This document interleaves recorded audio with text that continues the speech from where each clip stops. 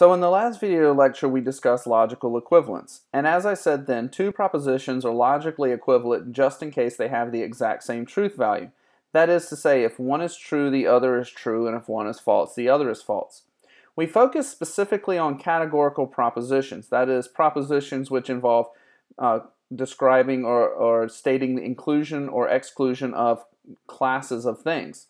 And in doing so, we'd also learned about Venn diagrams. These were tools we used in order to show whether or not two propositions are equivalent, or alternatively that they're not equivalent. Finally, we discussed conversion, which is the process of swapping the subject and predicate of a categorical proposition. And when we do this, we discovered that in some cases, swapping the subject and predicate had no effect on the truth value, and the resulted proposition is actually equivalent to the one we started with. This was true of both E-form and I-form propositions. However, it was not true of A-form and O-form propositions. Today we're going to discuss two more properties of categorical propositions. One is called obversion and the other is called contraposition. Now before we get to this, however, we need to discuss another feature of categorical propositions, which is what we call the class complement of a proposition. Now, whenever we name a class of things, we basically state a group of things that share some common feature together. But in doing so, there's also a group that we are excluding from this class. And the group that we are excluding from this class we call the complement of the class of things. Let me give you a few examples, and this will illustrate what I'm talking about. So suppose we talked about the class of all white objects or all white things. Well, what would be included in this? I don't know, maybe paper, maybe sand on a beach, I don't know, the inside of an Imperial battle cruiser, I don't know. I mean, whatever, excuse me, objects you can think of that are white, they would be included in this class. Well, what would be the things excluded from this class? What would be the complement of this? Well, one thing you might think is, well, black things, or black objects, right? This would be the class complement. But technically speaking, that's not the complement. That is the opposite of white objects or white things, but it's not the complement. The complement would be non-white things. And within this, you would have red things, blue things, green things, all sorts of other things. Because what does non-white mean? It means everything that isn't white, which would include, white black objects, but it would also include all the other colors of the rainbow and then some. So when we're talking about class complement, we're not talking necessarily about the opposite of something. Rather, we're talking about things that don't belong to the class that we have initially named. What about people taking logic? What would be the class complement of people taking logic? Well, again, we don't have a name for this, but we might say just people not taking logic, or as I like to refer to them, the unwashed masses. But people taking logic, that names a class. What is outside of that class? Well, everybody who's not taking logic. How about good food? What would be the class complement of this? Well, you might think bad food, but that's actually not the class complement, because there's also mediocre food as well.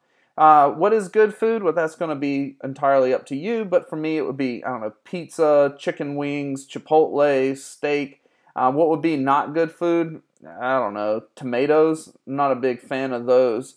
What would be mediocre food? I don't know, loaf bread, water. It's not that it's bad, but it's not something I'm like, ooh, I'm desired just to have plain old white loaf bread either. So that would just fall in the middle. So you have to see here that the class complement of good food would be not good food. And within the realm of not good food, you'd have both mediocre and bad food. Finally, what about wrong actions? What would be the class complement of this? Well, you might think, well, right actions, but technically that's not in the class of the class complement, because in addition to right actions, we also have what we call actions that are just entirely optional. So, I'm sorry, I was blanking on the word I was looking for there, but for instance, a wrong action would be murder, You might say a right action or something that's required of you would be taking care of your children, but an action is purely optional, I don't know, playing a game of frisbee. So what would fall in the class complement? You might say non-wrong actions, or we have a word for it, permissible actions. If something is required of you, well then it's permissible. If you should take care of your children, well that means it's permissible. Playing a game of frisbee, tying your shoes, I don't know, I'm just picking arbitrary things. Wearing a green shirt as opposed to a blue shirt. None of those things are wrong, but none of those things are required, but they're purely optional and they are permissible. So you see here, we actually use this class complement language in English. We have some words. For instance, we would describe some actions as wrong, some actions as permissible. A lot of times what you find is that we don't actually have a term in English to describe the class complement, but we do talk in this way sometimes. We'll say, well, that's not good food. Or you might say something like, well, the food at that restaurant is not bad, but that doesn't necessarily mean it's good. It could just be mediocre. To say it's not bad is to describe the class complement. So again, it's really important that we understand this concept here. When we talk about the complement of a class, a class is a named group. We don't have to say necessarily a name, but a group of things that share a common attribute. The complement of that class would be everything outside of the class. Now, I want to be very careful here that we do not confuse the words not and non. You may recall when we talked about our categorical propositions, we'd say some sentences like, some S are not P. Well, when we're making categorical propositions, what we're going to find is that we make some of them using non. And I might say something like, some S are not non-P. Well, you need to be careful here, because when I say some S are not non-P, the non is actually a part of the predicate. The non is not a part of the copula. Let me try to demonstrate what I'm talking about a little bit, because what I just said may be a little unclear about the non and the not thing. So just bear with me. I have to, this is the only way I have of actually illustrating things. I have to use this kind of cumbersome app here. But alright, so let's take two categorical propositions, and let's say I say some S are not P.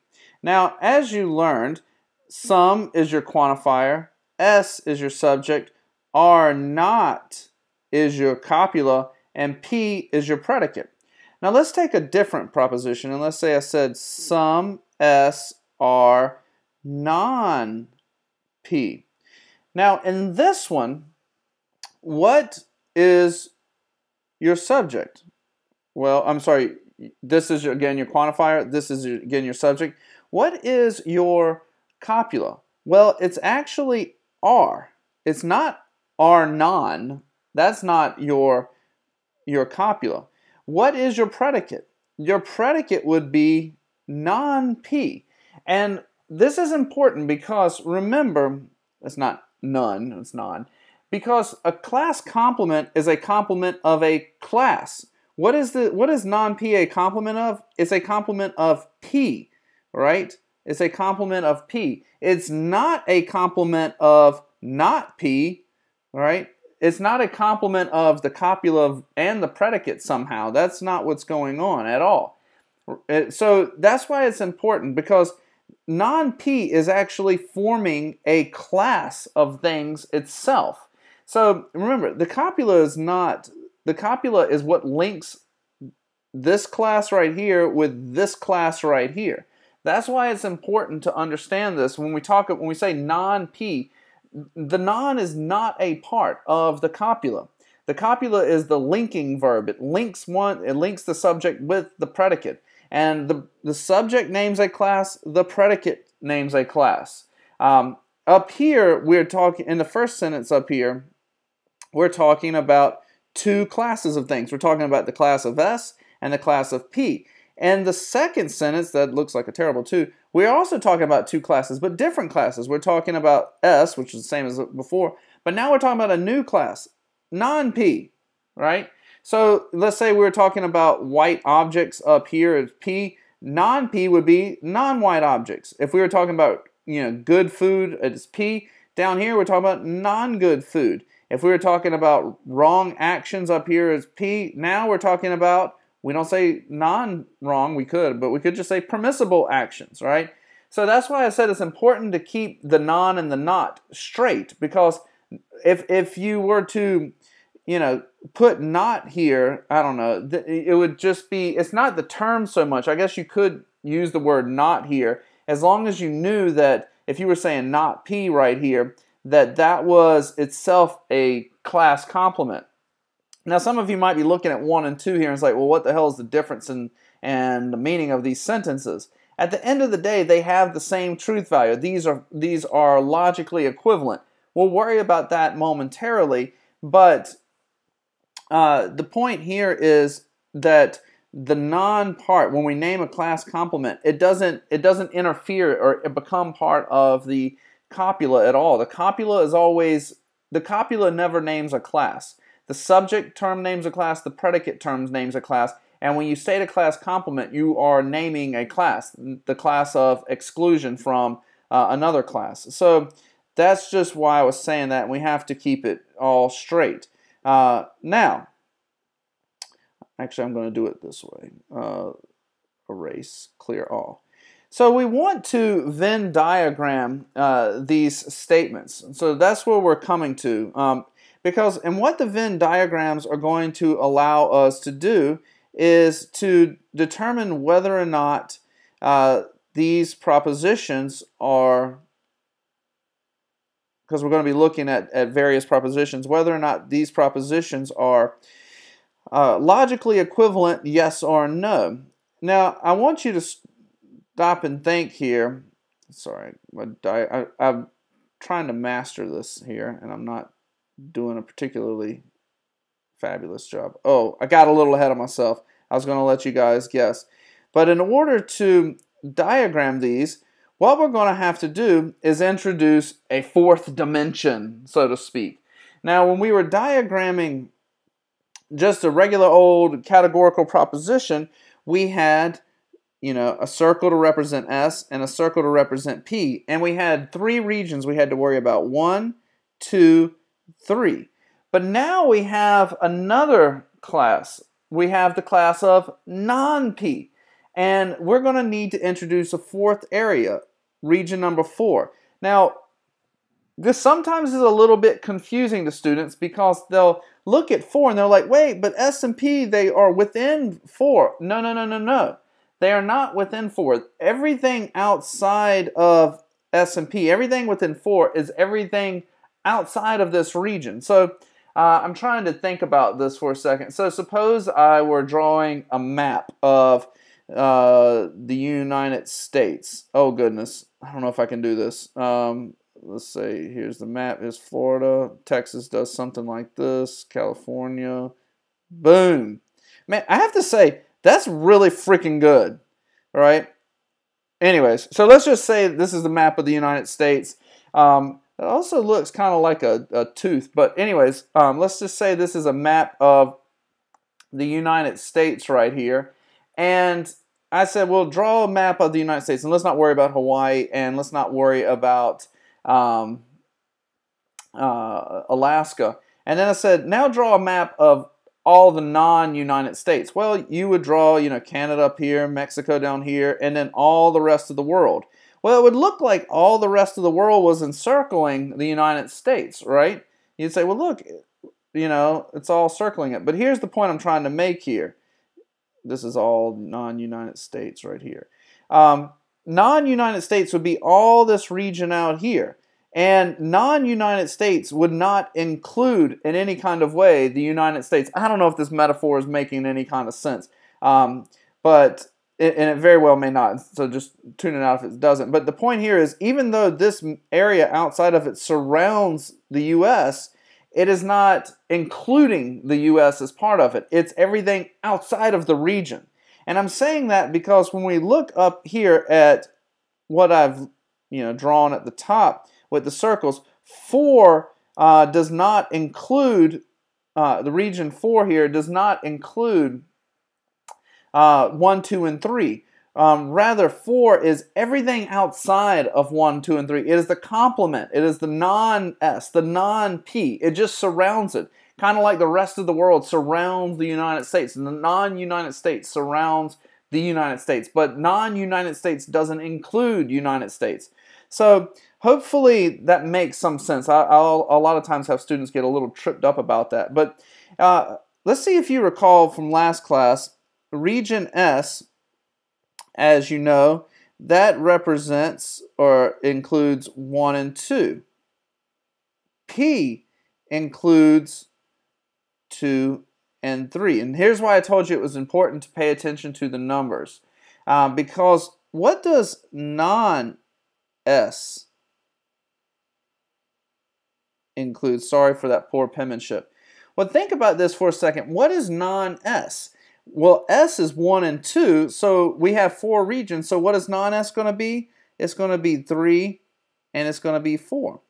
Well, how about, we got to go up here. Non-P. That's not going to work. I want it to work down here. Let's go over here. Non-P. What is non-P going to be? Well, P is 2 and 3. This P is 2 and 3. So what is non-P? It's going to be 1 and it's going to be 4. And so that's important because let's suppose we were to take a statement like the following. We were to say some S are P. How would we show, I'm sorry, that's not what I want to say. I'm just playing around. Some S are non-P. How would we show this? Well, this is where the numbers become important. S is 1 and 2. Non-P is 1 and 4. All right? This is what non-P is. So you're saying some S, remember, when we do the diagram, we only focus on either shading or Xing the regions in the subject term. And remember, when we see a sum, we know that we see sum, we use an X. So we're going to be Xing somewhere. But we're saying some S are not in P. Some S are in non-P. Some S are in non-P. Sorry, I was reading that incorrectly. Well, where do they overlap? They overlap in region 1, right? That's where they overlap. And we're saying some S are in non-P. So what we would do is we come up here and we put an X right there. Because we're saying some S are in non-P. And that is a part of non-P. So, all right, hopefully that makes some sense. Okay. Well, let's say we were going to say something a little different. Suppose we were to say something like the following. Some S are, I got to go down a lot. I apologize. By the way, if you didn't get what I was saying about the map of the United States, don't worry about it. It's not that important. Are not non-P. All right, suppose we said this. Some S are not non-P. Now, remember, S is going to be region 1 and 2. Non-P. What is non-P? Well, non-P is region 1 and 4. So if we said some S are not non-P, that means, and remember, we're using an X because it says some, and whenever we see some, we're thinking X. We're saying some S are not in non-P. So where are they not? They're not in non-P. And so what we're going to do is put an X here in 2. That's how we say some S are not non-P. And some of you might have been thinking, wait, doesn't this non and this not cancel out? Yes, it does. And so that might be an easier way for you to think about it. But it's important that you get in the habit of not just taking the cheater's way out like that, but focusing on this method I'm trying to show you right now. Remember, you X or you shade in one of the 2 regions named in the subject term. And so what you're going to do is you're going to say some S are not a part of the area where they intersect, where they overlap. Some S are not in non-P. That means some S are not in regions 1 or 4. Well, I mean, it doesn't even matter about 4. We don't even care about that. Why? Because when we're talking about S is only possibly in 1 or 2, so we don't even care about 4 for the time being. So, all right, well, let's get rid of that, and let's do a more complicated example. Suppose we were to say something like the following. No S is non-P. Now, this is going to be a little trickier. S is region 1 and 2. Non-P, as we've seen, region 1 and 4. And what we're saying is no S is in non-P. So here's where they overlap. And since we see a universal quantifier here, we know we're going to be shading. Remember, we shade when we see all or no. And you're saying no S is a part of non-P. So no S is a part of region 1. And if we're trying to show that no S is a part of region 1, here's what we do. No S is non-P. We'd shade in this whole region. That's how we would show no S is non-P. Now I'm not going to shade it all because I don't want to have to rewrite. Well, I'll do it. I don't care. So this is what we do. No S is non-P. All right. Let's erase that. And let's erase this. Now we come to the most challenging one out of all of them. And let's say we said all S are non-P. So I said this was the most challenging, and it is. S is 1 and 2. Non-P is 1 and 4.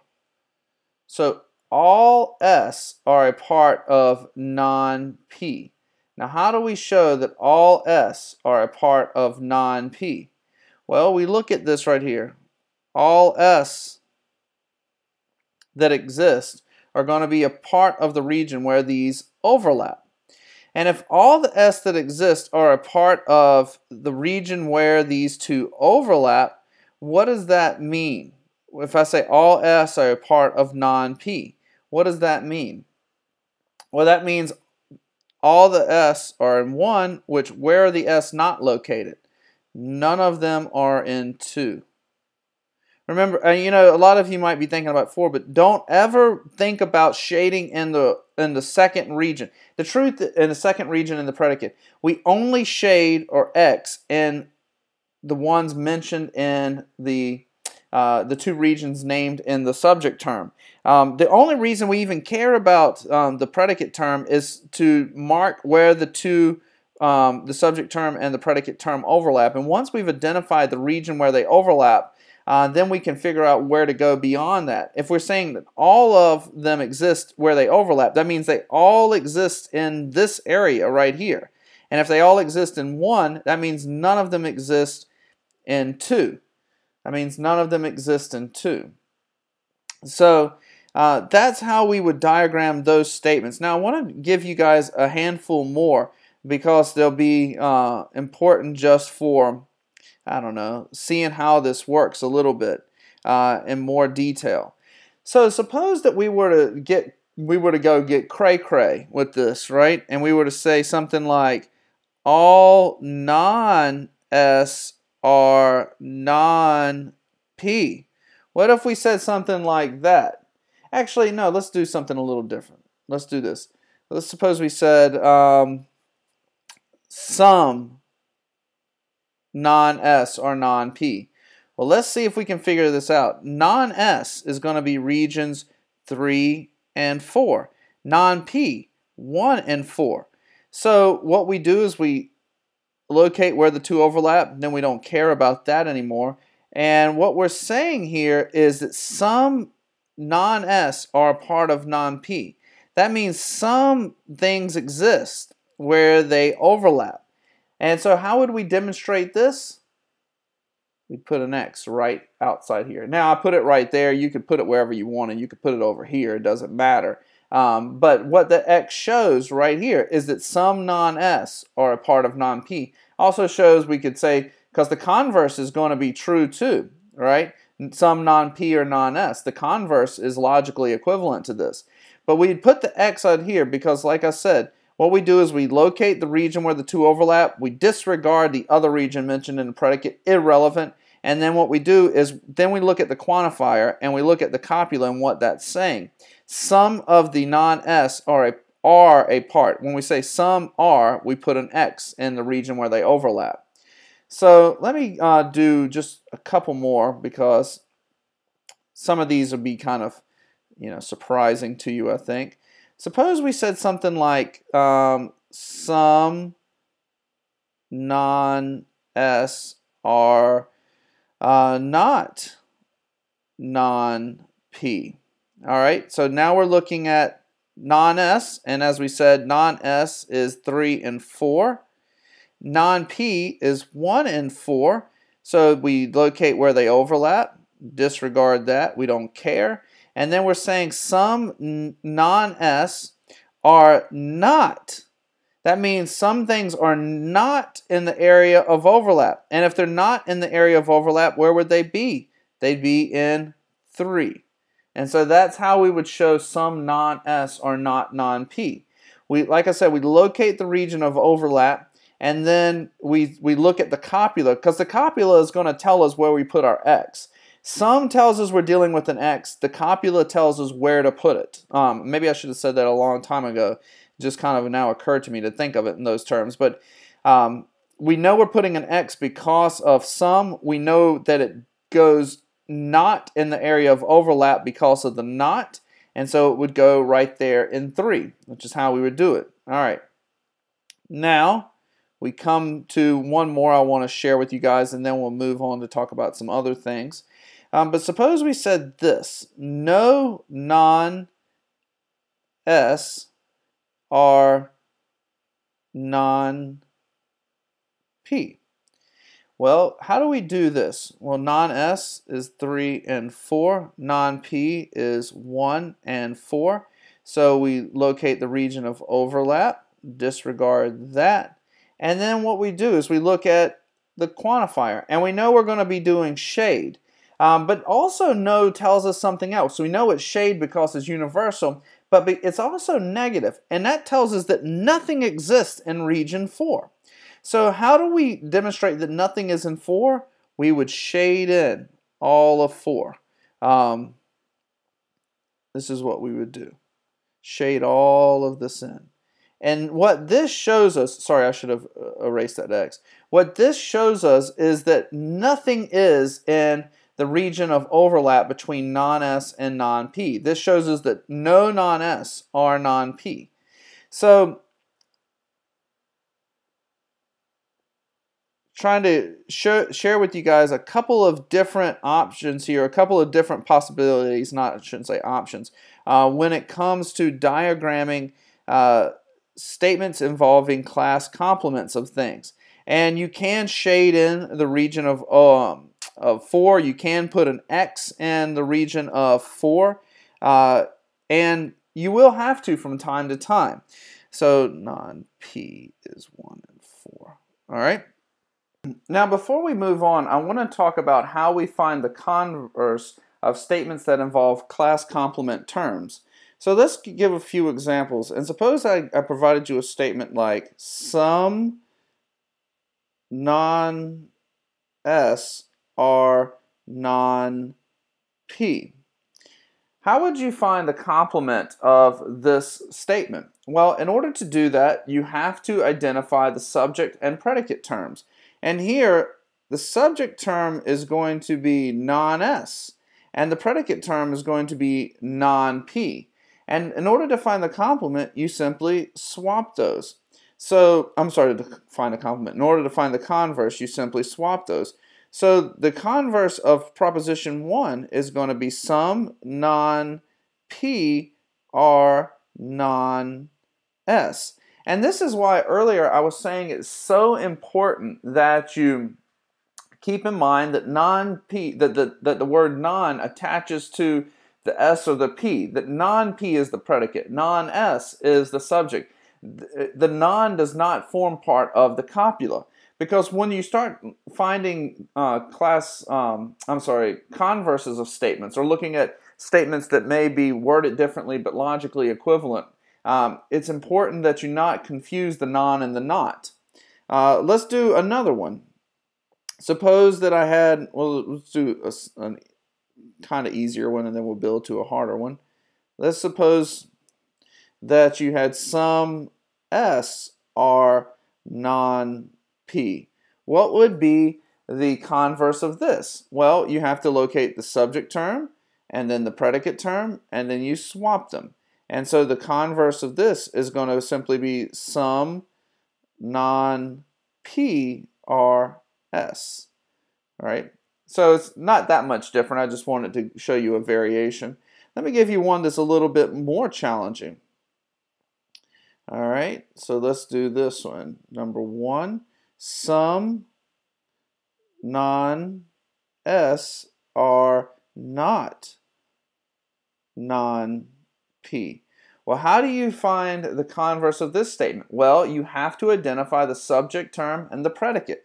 And the subject term here is non-S, the predicate is non-P. Remember, are not, this is your copula. And this is why I was beating this horse so much earlier. Because when you find the converse of this, you're going to be swapping non-S and non-P. So a converse of 1 is going to be some non-P are not non-S. That's how you do that one. And so 2 is the converse of 1. This is why it's important not to confuse the non and the not. It's why it's important not to get those out of order in any kind of way. Now that we've done that, I want to just share with you briefly, or show you, I'll just have to erase this and start afresh, share with you how we can demonstrate whether or not these statements are equivalent. Non-S are not non-P. And so in order to determine whether or not these statements are equivalent, what we have to do is diagram both of them. And so let's say we diagram some non-S or non-P. Well, how do we do that? Well, non-S is going to be regions 3 and 4. Non-P, 1 and 4. And you're saying some are not, some non-S are not. Now, we know that since there's a sum, we're going to be using an X. And what we do is we identify the area where they overlap. And then in the predicate term, we don't care about the other region. Just X that out, or just scribble that out. And then we're saying some non-S are not. And since it's not, it means it's not in 4. And if it's not in 4, and we've scribbled out 1 here, the only remaining region is 3. So we'd put an X right there to show that some, and if you think about what you're saying some non-S. Don't think of it as not. So think of it as, non, but some non-S are not in non-P. So what you're basically saying is that some non-S are in P, which is what you just showed right here. So it's kind of getting ahead of ourselves a little bit, but this statement right here is actually, it is equivalent to saying some non-S are P. Saying some non-S are not non-P is the same as saying some non-S are P, but don't worry about that. And then let's come down here and let's look at this statement. Some non-S are not some non-P are not non-S. And we diagram this, we identify the regions of each. So 1 and 4 for this one, and then 3 and 4 for this one.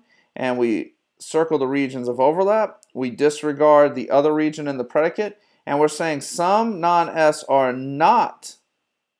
We know we're using an X because of some, and we're saying not. So it's not in 4.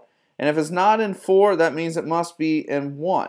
And so what we did is we just showed that the converse of some non-S are not non-P. It is not logically equivalent. Now, if you just remembered what I told you a little earlier, I said that last class, what I said is that when you're dealing with an O-form proposition, the converse is never logically equivalent. And that's true if the subject term is S and the subject term is P. It's also true if the subject term is non-S and non-P. In fact, it would be true if the subject term was, let's say, S and the predicate term was non-P. You're still dealing at the end of the day with an O form proposition because you have some ... are not. And it's that having the some ... are not that makes it an O form proposition. And so regardless of what the subject and the predicate terms are, if they're non-S or non-P or S or P, the O form converse is never logically equivalent. So it doesn't change anything when you start dealing with class complements. The O form is never going to be logically equivalent. Now we could go through and we could diagram a lot of the other ones, but in the interest of time, I'm just going to press forward. Now we've already talked about conversion, and in order to find the converse of a categorical proposition, you simply swap the subject with the predicate term. Now we're going to talk about a related logical notion known as obversion. And this is a little trickier at first, but once you get it, I think you'll find it's somewhat simple. To find the obverse of a categorical proposition, you have to do two things. First, you have to change the quality of the categorical proposition. Now you hopefully recall when we talk about the quality, we're talking about whether or not it's affirmative or negative. So if your categorical proposition is affirmative, you change it to negative. If your categorical proposition is negative, you change it to affirmative. And then you replace the predicate term with its complement. So let's do an example. Consider the following proposition. All cats are friendly animals. What is the quality of this? Well, hopefully you remember this is affirmative. So, and it's affirmative, it has the word all. You don't see a negative, and you don't see the word no or not appear anywhere in here. So what we have to do is first change the quality. So we change it from affirmative to negative. Secondly, what we do is we find the complement of the predicate term. So what is the predicate term? Well, it's friendly animals. What is the complement of this? It would be non-friendly animals. And so we swap that out. And so no cats are non-friendly animals is the obverse of all cats are friendly animals.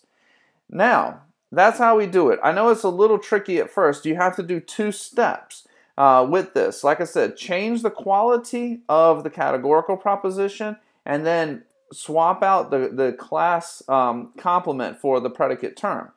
Now the question becomes, are these logically equivalent statements?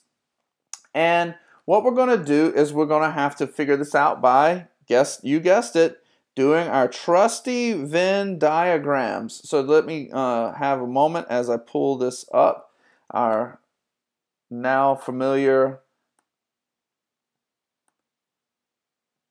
awkward application here, and we're going to diagram these. So let's write out our propositions here, and I'm just going to use all S R P, and then we're going to write our obverse. And what would be our obverse of this? Remember, we swap out, we change the quality from positive to negative, no S, R, and then we find the class complement of the predicate, non-P. So let's diagram these. So we'll begin with diagramming the first one, all 1 and 2, and then 2 and 3. And what we do is we locate the region of overlap. Ignore that, we don't care about it. And we're saying all of them are a part of 2. And if all S are a part of 2, that means no S are in region 1. So that's how we diagram proposition 1. Well, how about the second proposition? Well, kind of similar to before. 1 and 2, and then non-P is going to be 1 and 4. And we locate the region of overlap, which is 1. We disregard this. And now what we're saying is no S are in non-P, so nothing is in 1. And if nothing is in 1, how do we diagram that? Just like that. And so is the obverse of this statement logically equivalent? And the answer is yes. The obverse of an A-form proposition is logically equivalent.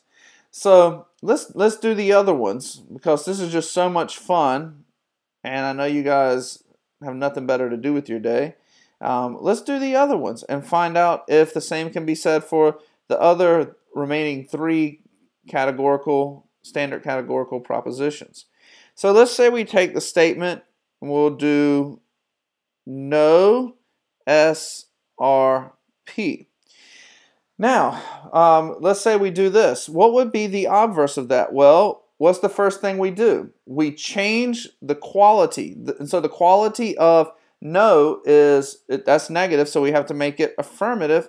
All S are, and we take the complement of P, non-P. Well, how do we show no S is P? Well, again, I'll just keep writing my numbers up here because I like numbers, 2 and 3, and we disregard that. And you're saying no S is P, so we shade in that right there. Now, all S are non-P. Now, how do we show this? Well, 1 and 2, and non-P is 1 and 4. We circle the region of overlap. We disregard that. And we're saying all of them are in 1. Well, if they're all in 1, how do we show that?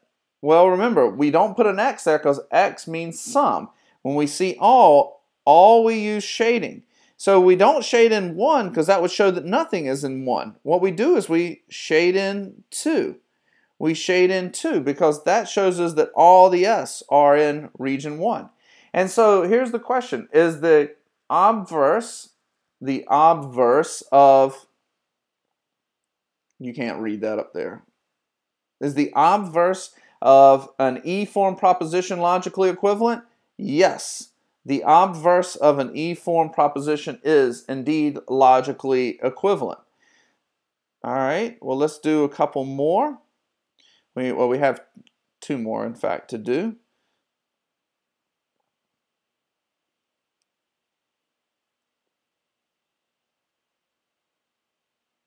So let's do some SRP. And what would be the obverse of some S or P? Well, the first thing we have to do is we have to locate or figure out what is the quality. Is this an affirmative statement or is it a negative? Well, this is affirmative, so we change it to a negative, and then we find the class complement of P. What is the class complement of P? That's right, non-P. Okay, and then how do we show some S or P? Well, I'm going to skip a step here and just go ahead and do it. All right, so some S are not non-P.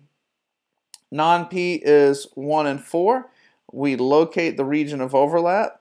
We disregard that region, and then we're saying are not. So that means are not in 1. And if it's are not in 1, where is it? In 2. So is the obverse of an I-form proposition logically equivalent? Yes, the obverse of an I-form proposition is indeed logically equivalent. Well, let's do the final one, the remaining one. And we'll sum S. Uh-oh, we don't want that. This is what happens when you use free apps, right? Somehow, there we go. When you use free apps, you get stupid pop-ups. So some S are not P. All right, so we're dealing with our O form. Well, how do we find the obverse? Well, the first thing we have to do is we change the quality. This one up here is negative, so we make it affirmative. And then the complement of P, then we find the complement of the predicate term or non-P. Well, how do we diagram some S are not P? Well, we locate the region of overlap, we disregard this region, and we're saying not in 2. So we put an X here. It's not in 2, it must be in 1. Well, down here, what do? Similar process, 1 and 4. We locate the region of overlap. We're saying some S are They are in 1. If it are in 1, then it goes right there. And so is the obverse of an O-form proposition logically equivalent? Yes, the obverse of an O-form proposition is indeed logically equivalent. And as it turns out, we'll skip down here, and you can see that obverse is always logically equivalent. The obverse is always logically equivalent. What if we were to do a slightly more complicated example? And if you'll bear with me just very briefly.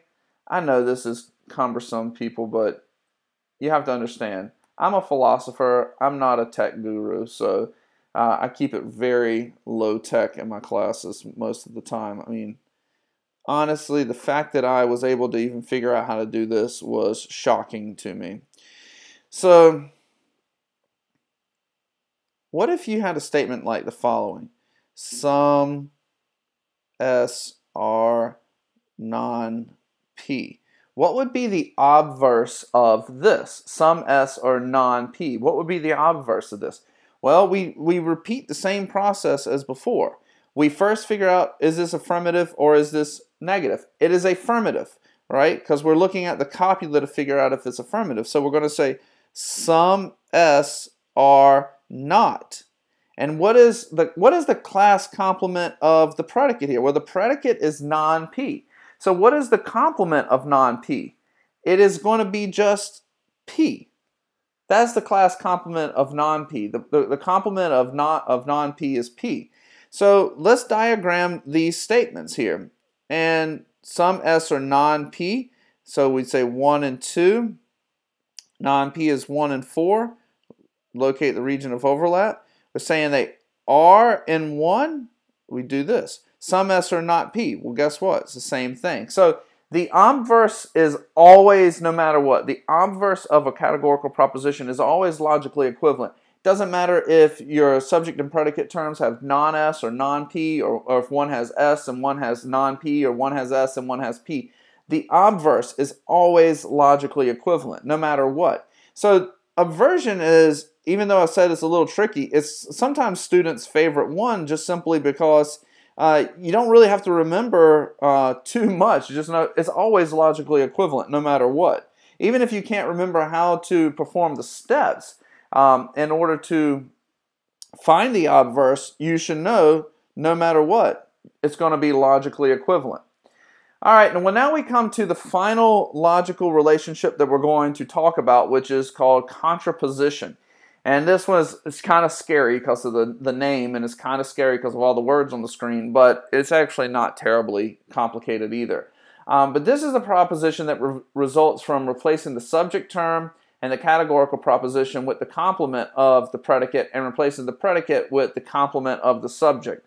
Now that sounds really confusing, but it's not that bad. So just consider the following proposition. All dogs are loyal friends.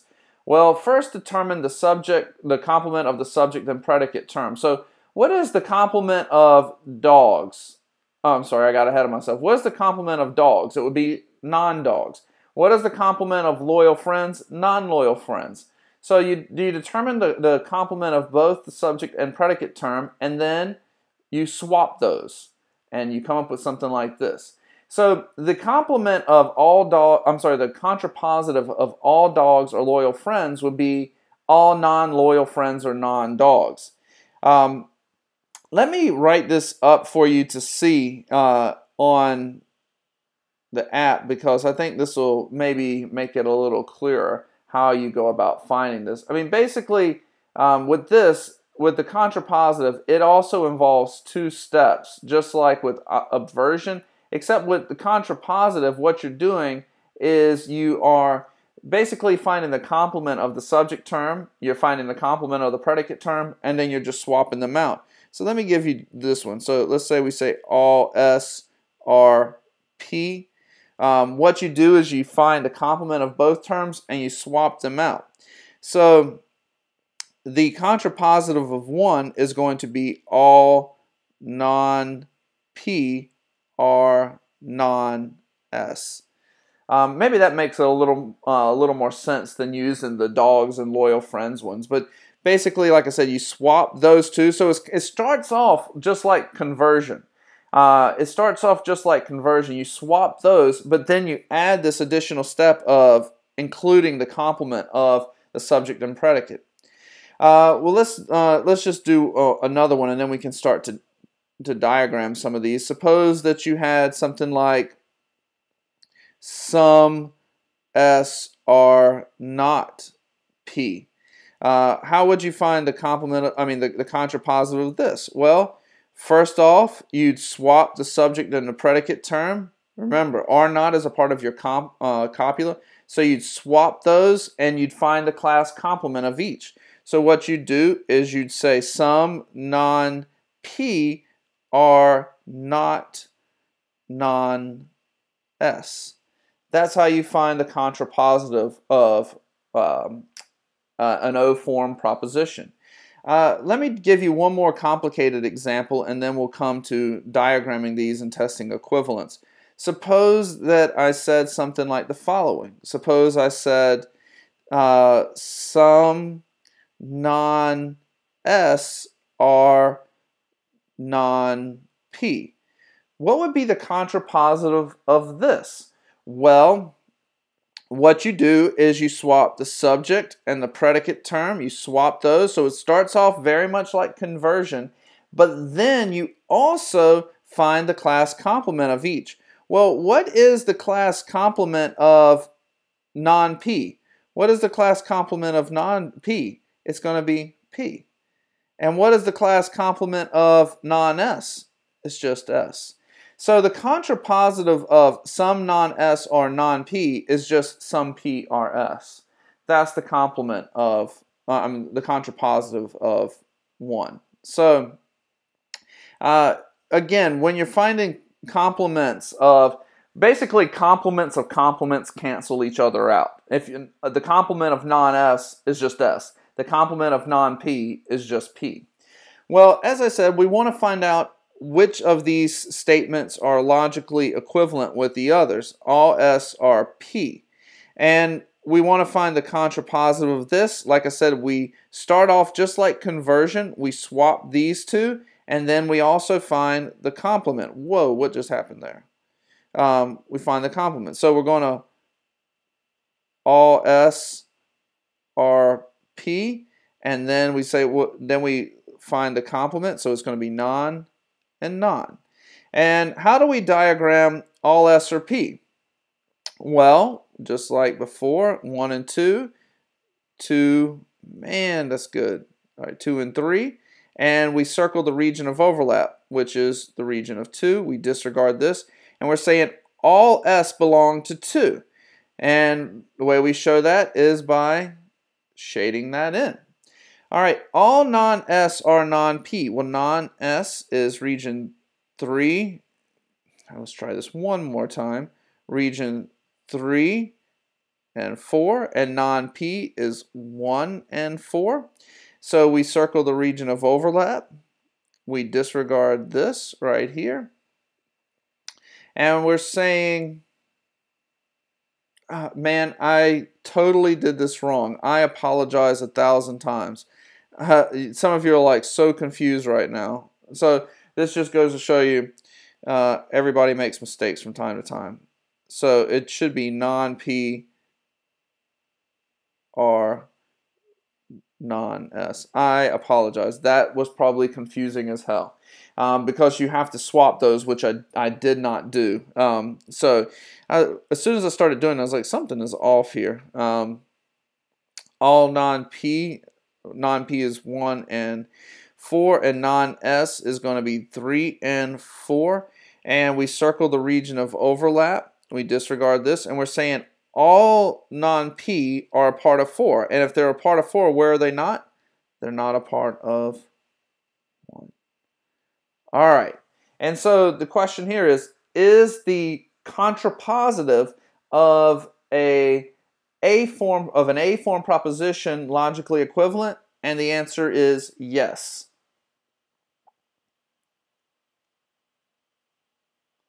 All right. Sorry about that. I feel quite mortified by my mistake. So file a complaint with HR, I guess.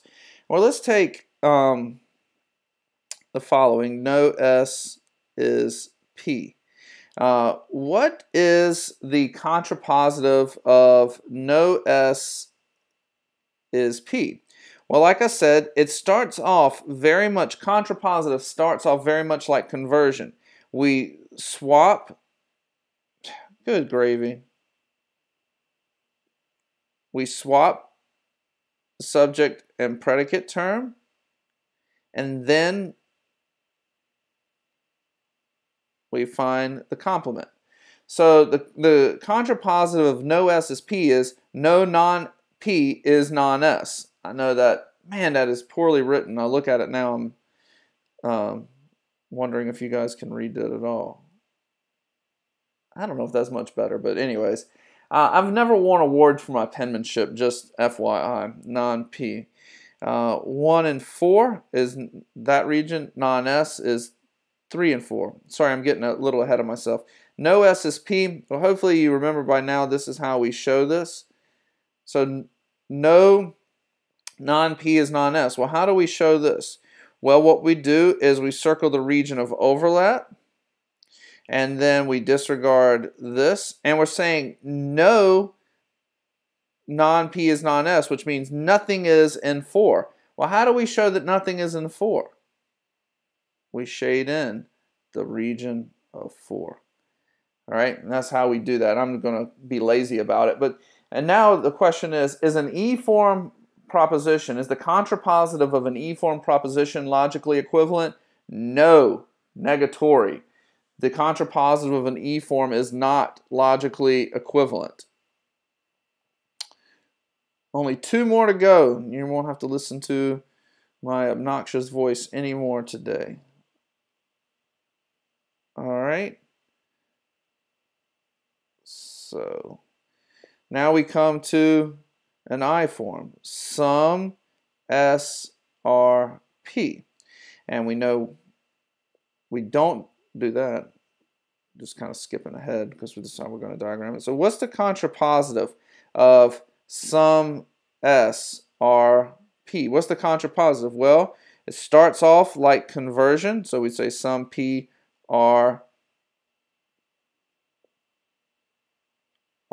S. But then we also have to find the complement of each of these terms. So that's what we do. And how do we diagram sum P or S? Well, I did a second ago, got a little ahead of myself. Well, how about sum non-P or non-S? Well, non-P is 1 and 4. Non-S is 3 and 4. So we circle the region of overlap. We scribble that out. And we're saying sum R in 4. So we put an X right there in region 4. And so is the contrapositive of an I-form proposition, is it logically equivalent? No, it is not logically equivalent.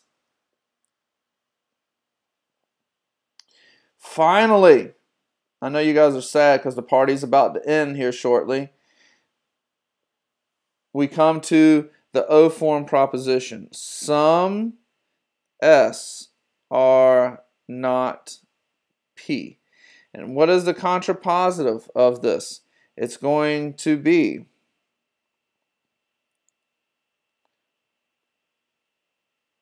I am really struggling here. It's going to be sum, remember it starts off just like conversion, sum P are not S, and then we come back and we find the complements of the subject and the predicate.